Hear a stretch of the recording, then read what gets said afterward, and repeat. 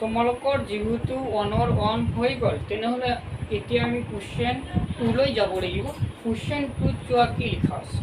প্ৰতিটো সংখ্যাৰে হাজাৰলৈ আসন্ন মান লৈ তলৰ যোগফলবোৰৰ আসন্ন মান উলিওৱা।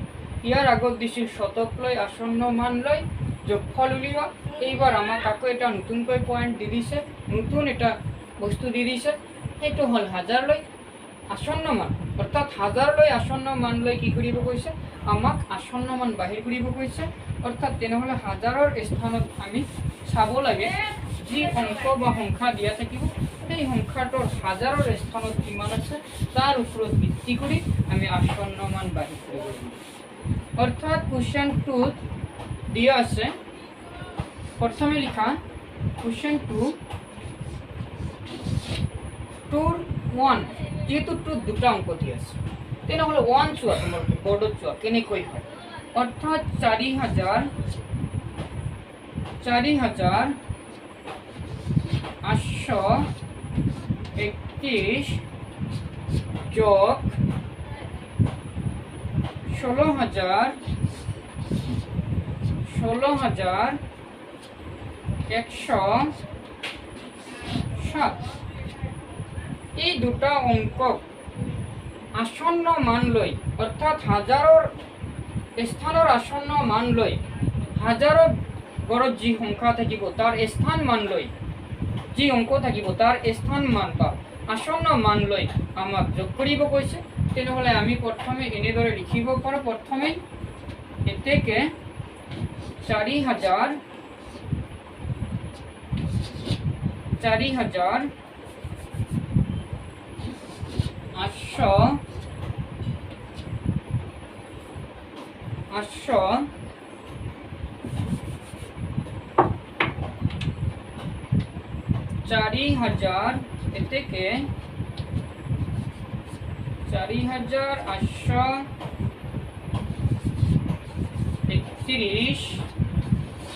আৰু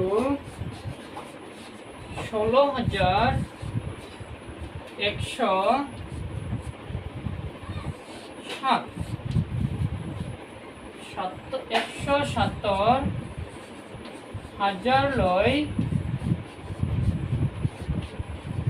হাজাৰলৈ আসন্ন মান।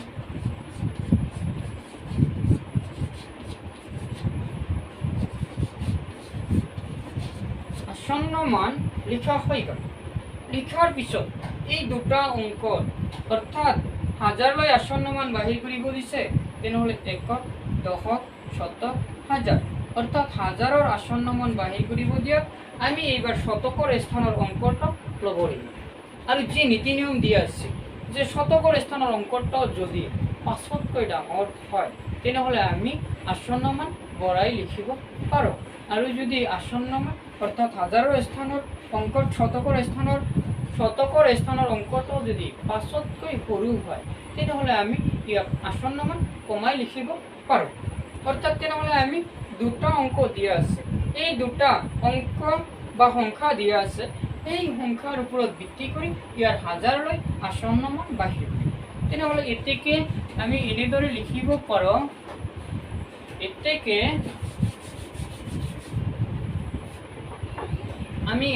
লিখিব পাৰোঁ, যে 4,831 শতকৰ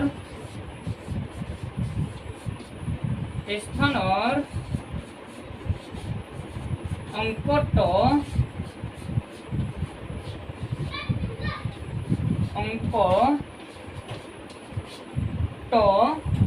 এইবাৰ একক, দশক, শতক, তেনেহ'লে শতকৰ স্থানৰ অংকটো ইয়াত লিখি দিয়া।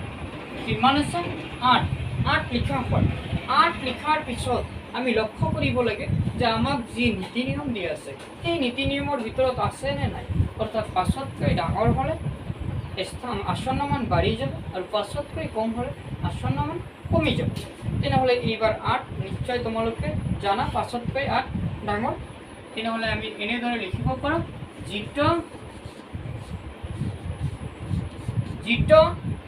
5তকৈ ডাঙৰ হ'ল তেনেহ'লে ইয়াৰ আসন্ন মান বাঢ়ি যাব, অৰ্থাৎ হাজাৰৰ স্থানলৈ তেনেহ'লে হাজাৰৰ স্থানৰ অংকটো বাঢ়ি যাব। তেনেহ'লে ইয়াত আছিল 4,831, তেনেহ'লে হাজাৰৰ স্থানলৈ লিখিব কৈছে, হাজাৰৰ স্থানলৈ আসন্ন মান লিখিব কৈছে, তেনেহ'লে প্ৰায় আমি 5,000 বুলি ক'ব পাৰি, অৰ্থাৎ আমি ইকুৱেল দি লিখিব পাৰোঁ 5,000। অর্থাৎ বর্ডত ঠাই কম হওয়ার কারণে সাইডত আমি লিখি রাখিম 5,000, অর্থাৎ এই 5,000ক আমি যোগ কৰিব লাগিব।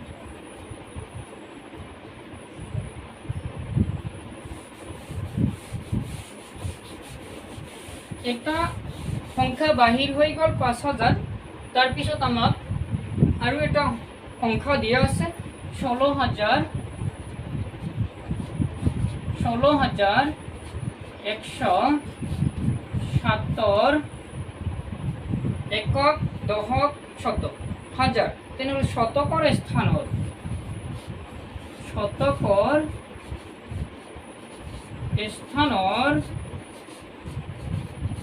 অংকটো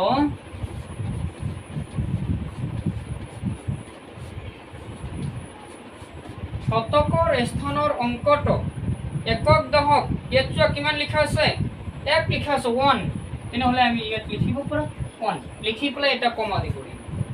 কমা দিয়াৰ পিছত যি নিয়ম দিয়া আছে সেই নিয়মটো আমি প্ৰয়োগ কৰিব লাগিব, অৰ্থাৎ 1 5তকৈ ডাঙৰ নে সৰু, সৰু, তেনেহ'লে আমি লিখিম যিটো 5তকৈ 5তকৈ সৰু। সৰু হোৱাৰ ফলত আমাৰ আসন্ন মান কমি যাব। এইবাৰ হাজাৰলৈ আসন্ন মান আছিল, হাজাৰলৈ আসন্ন মান, তেনেহ'লে হাজাৰৰ স্থানত লিখিব কৈছে, শতকৰ স্থানৰ ওপৰত ভিত্তি কৰি লিখিব কৈছে, তেনেহ'লে বেছি হ'লে বাঢ়ি যায়, কম হ'লে কমি যায়। তেনেহ'লে আমি ইয়াত এনেদৰে লিখিব পাৰোঁ, ইয়াত কিমান আছিল 16,000 আছিল, তেনেহ'লে হাজাৰৰ স্থানৰ আসন্ন মান বাহিৰ কৰিব দিছে, তেনেহ'লে আমি ইয়াক এনেদৰে লিখিব পাৰোঁ 16,000। 16,000 অৰ্থাৎ কমি যোৱাৰ ফলত কমি গ'ল, আৰু তাত বাঢ়ি গৈছিল তাৰ কাৰণে বাঢ়ি গ'ল, অৰ্থাৎ 16,000 বাহিৰ হ'ল, আৰু আমাৰ দ্বিতীয় সংখ্যা হিচাপে এটা পইণ্ট বাহিৰ হৈছে। এই সংখ্যাৰ লগত আমি কি কৰিব লাগে, যোগ কৰিব লাগে, যোগ কৰি দিব লাগিব, অৰ্থাৎ বাঢ়ি যোৱাৰ ফলত আমি কি কৰিব পাৰোঁ, তাত বাঢ়ি গ'ল আৰু ইয়াত কমি গ'ল, এই দুটা অংকক আমি কি কৰিব লাগে, যোগ কৰিব লাগে।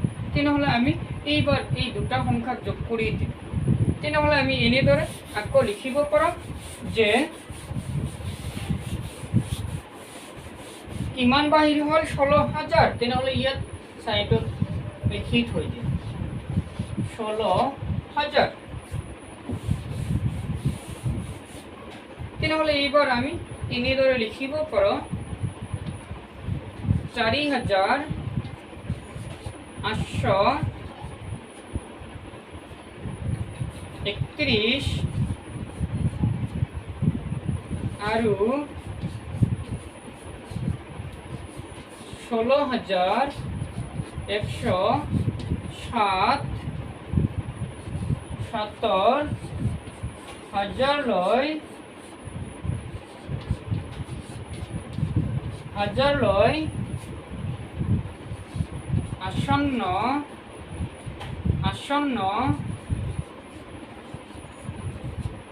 মান ক্ৰমে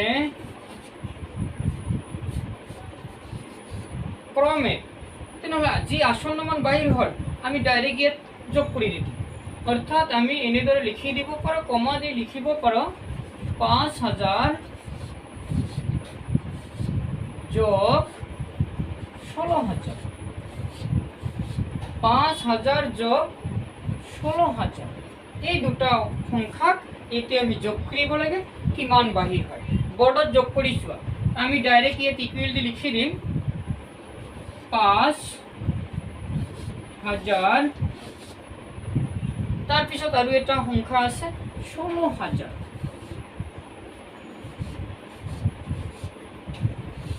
এইবাৰ আমি যোগ কৰিম একক, শূন্যৰ লগত শূন্য যোগ কৰিলে কিমান হয় শূন্য, শূন্যৰ লগত শূন্য যোগ কৰিলে কিমান হ'ব শূন্য, শূন্যৰ লগত শূন্য যোগ কৰিলে কিমান হ'ব শূন্য।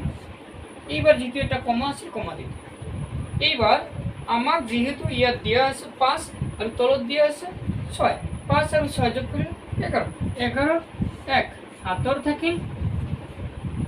থাকিল 1, হাতৰ 1 আৰু 1 যোগ কৰিলে কিমান হ'ব 2, 1 আৰু 1 যোগ কৰিলে কিমান হয় 2, অৰ্থাৎ ইয়াক আসন্ন মান লৈ অৰ্থাৎ 4831 আসন্ন মান আৰু 16107 আসন্ন মান, হাজাৰৰ আসন্ন অৰ্থাৎ হাজাৰলৈ আসন্ন মান ক্ৰমে কিমান বাহিৰ হৈছিল 5000 আৰু 16000, অৰ্থাৎ 5000 আৰু 16000ক আসন্ন মান লৈ যোগ কৰাৰ ফলত যোগ কৰাৰ পিছত আমাৰ কিমান বাহিৰ হ'ল 21000 বাহিৰ হ'ল।